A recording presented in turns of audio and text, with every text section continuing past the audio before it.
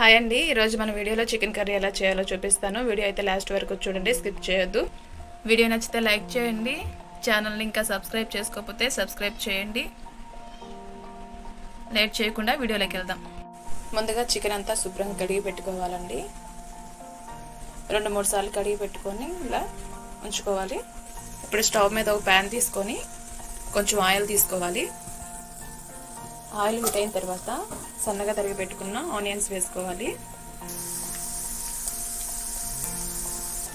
ఇప్పుడు ఇందులోనే చిల్లీస్ కూడా వేసుకోవాలి. ఆనియన్స్ గోల్డ్ కలర్లో వచ్చేంత వరకు ఫ్రై చేసుకోవాలి. ఆనియన్స్ త్వరగా వేగడానికి కొంచెం సాల్ట్ యాడ్ చేస్తున్నాను. సాల్ట్ వేయటం వల్ల ఆనియన్స్ అనేవి త్వరగా వేగుతాయి. ఇందులోనే కొంచెం పసుపు వేస్తున్నాను.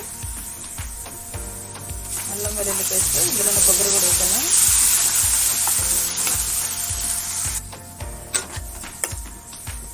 ఈ విధంగా మసాలా వేగేంత వరకు ఉంచుకొని వేగాక చికెన్ వేసుకోవాలి. ఈ విధంగా చికెన్ అంతా వేసుకున్న తర్వాత ఒకసారి అంతా కూడా కలయి తిప్పుకోవాలి.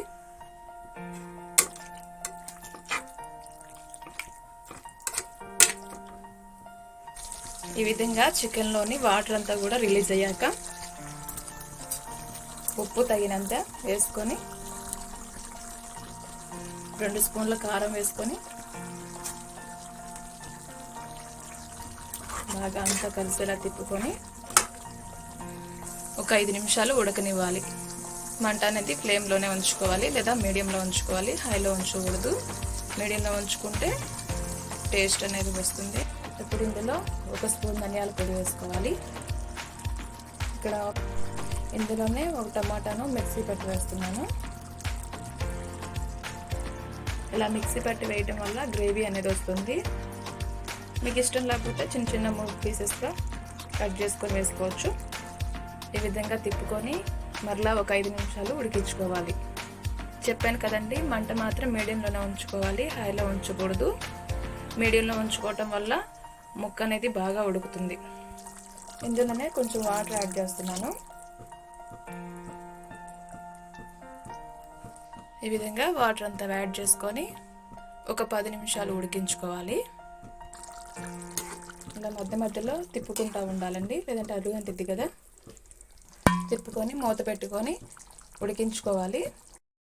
ఇందులో ఒక 1/2 స్పూన్ చికెన్ మసాలా వేసుకోవాలండి, టేస్ట్ బాగుంటుంది. ఇందులోనే కరివేపాకు కూడా వేసుకొని 2 నిమిషాలు ఉడికించుకోవాలి. ఇందులోనే కొత్తిమీర కూడా వేసుకోవాలి. ఇలా వేసుకున్న తర్వాత 2 నిమిషాలు ఉంచుకొని స్టవ్ ఆఫ్ చేయాలి. ఇంతేనండి, 2 నిమిషాలు అయిపోయింది. చూసారు కదా, చికెన్ కర్రీ అయితే రెడీ అయింది. చాలా ఈజీగా ఉంది కదా ప్రాసెస్.